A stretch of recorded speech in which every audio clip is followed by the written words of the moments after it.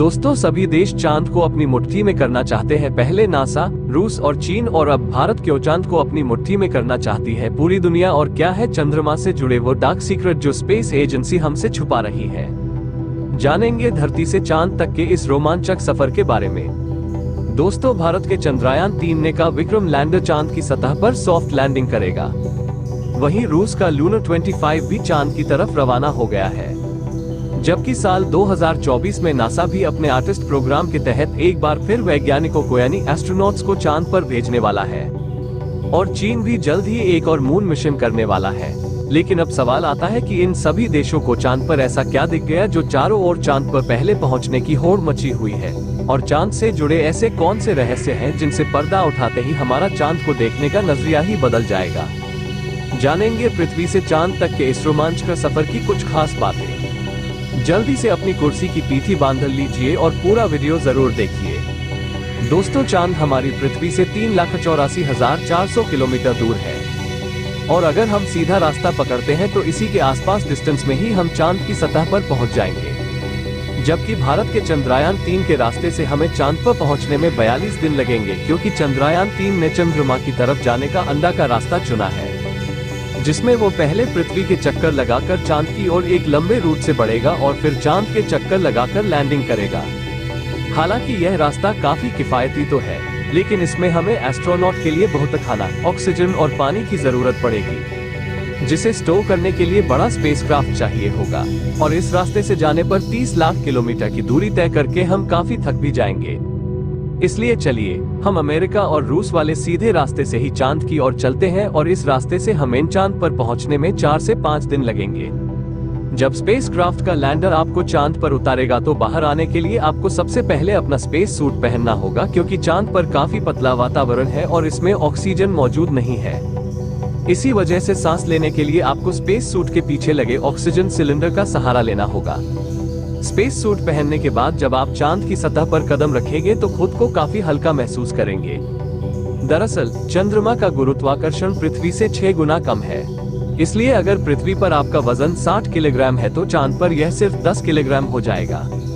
इसी वजह से पहली बार चांद पर कदम रखते ही शुरुआत में आपका बैलेंस बिगड़ेगा और आप चलने के बजाय उछलते हुए नीचे भी गिर सकते हैं।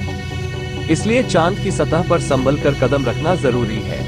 खैर, अब चांद की सतह की बात करें तो यहाँ पृथ्वी की तरह सीधे रास्ते नहीं बने हुए हैं, बल्कि चांद की सतह ऊबड़ खाबड़ है और यहाँ जगह जगह पर चट्टानें, पहाड़ और बड़े बड़े क्रेटर यानी गड्ढे हैं। चांद पर यह गड्ढे तो 20 सालों से गिर रहे उल्कापिंडों की वजह से बने हैं, और ये 100 सेंटीमीटर से लेकर 25 किलोमीटर तक बड़े हैं। वहीं चांद की मिट्टी यानी कि लूनर सॉइल बिल्कुल ज्वालामुखी से निकलने वाली राख जितनी पतली है, और इसका रंग भी पृथ्वी की मिट्टी से ज्यादा डार्क, बिल्कुल सीमेंट की तरह होता है। इस मिट्टी में खुरदरापन न होने की वजह से आप जैसे ही इस पर कदम रखेंगे तो आपके पैरों के निशान बन जाएंगे, जिस वजह से चांद पर सबसे पहले कदम रखने वाले एस्ट्रोनॉट्स नील आर्मस्ट्रॉन्ग और बज एल्ड्रिन के पैरों के निशान आज भी मौजूद है।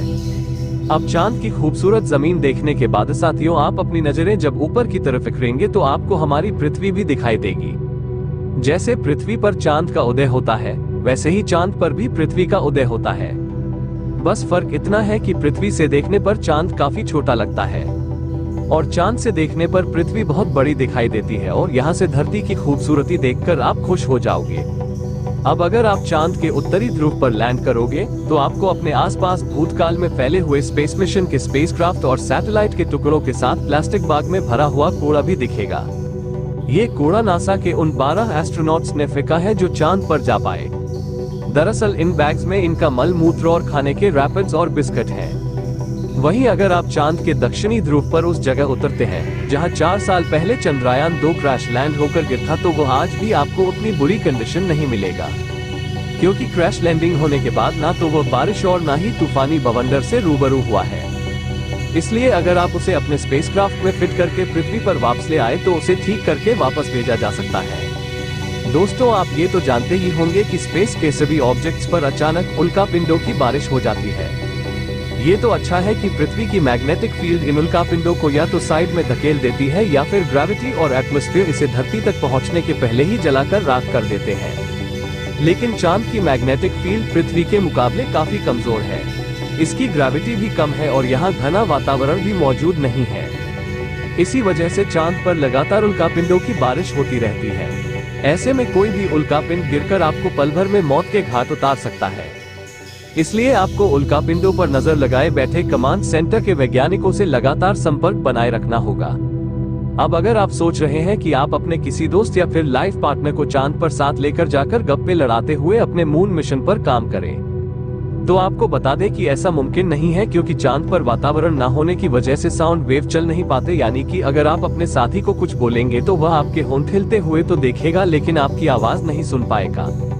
इतना ही नहीं, चांद पर आपको अपनी आवाज तक नहीं सुनाई देगी, मानो जैसे मोबाइल की तरह किसी ने आपको भी साइलेंट मोड पर डाल दिया है। हालांकि एस्ट्रोनॉट चांद पर एक दृश्य स्पेस सूट पहनते हैं, जिसमें साउंड पुश करवाने के लिए नाइट्रोजन और ऑक्सीजन की मदद से कृत्रिम वायुमंडल बनाया जाता है।